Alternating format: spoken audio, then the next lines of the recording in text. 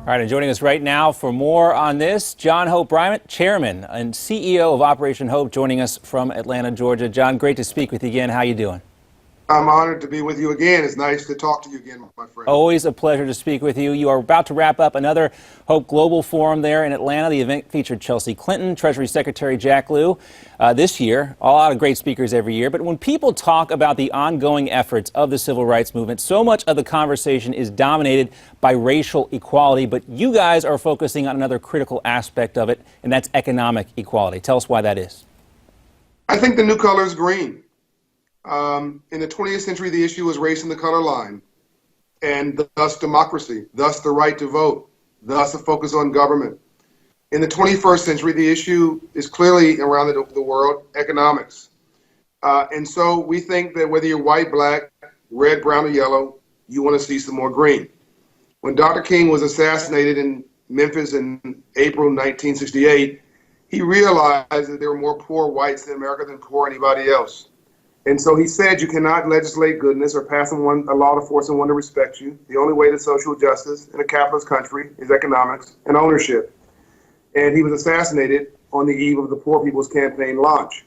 And, 50 years later, from Dr. King's assassination, and 150 years after Lincoln, President Abraham Lincoln launched the call for legislation to create the Freedmen's Bank, which was chartered to teach freed slaves about money. And we just got Secretary Lew to change the name of Treasury Annex across from the Treasury Department to the Freedmen's Bank building, by the way. We think that, to quote Andrew Young, to live in a system of free enterprise and not to understand the rules of free enterprise must be the very definition of slavery. So we want an economy for all. We want to build an economy for all. And I don't think anybody who's listening or watching your program can argue that more green, more economics, more economic growth, more GDP, and more jobs is a bad thing for anybody.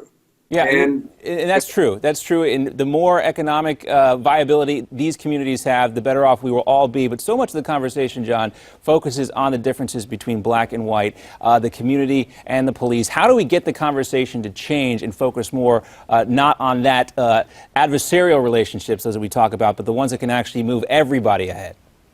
Well, I do understand the pain. Like, I grew up in Compton, California. I grew up in South Central LA, and I understand the pain. And when you're in the middle of the battle, it's hard to see the big picture, maybe. But as Andrew Young, again, would say, we have unemployed black youth dealing with underemployed and broke police officers. So you have police officers who are struggling with, lower middle income economics in Atlanta that get paid $42,000 a year, as an example. Dealing with life-threatening situations, and they're going to work frustrated. They've been arguing with their wife at home and dealing with all kind of drama, and they come to work, and they got people shooting at them or threatening their lives or whatever, and you have this natural, unfortunate tension. But again, I think that we're just sort of focusing on the wrong thing. We're digging in the wrong holes. The problem is that in Ferguson, Missouri, where there was a riot, is that it's a jobless Ferguson. Yeah. It is a 500 credit score Ferguson. In Baltimore, where there was a riot, it's a jobless Baltimore. So the legacy of Lincoln, 150 years later, of not finishing with the Freedmen's Bank had started, which would teach free slaves about money, is you have a whole generation of people who don't know how to create a job. Well, they're smart people, they're brilliant, but they know what they don't know. Yeah, so we've talked about the economics of the drug trade and how we lose so many smart young people who can be successful in that hemisphere, but not necessarily in a more one that can better their lives. But John, unfortunately, we're out of time. Never enough time to talk to you, sir, but I appreciate everything you do. John Hope Bryant, Chairman and CEO of Operation Hope. We'll have you back real soon. Take care. Thank you, brother. All right, coming up, we were watching the debate last night, and so were the late night comics. We'll have those clips coming up.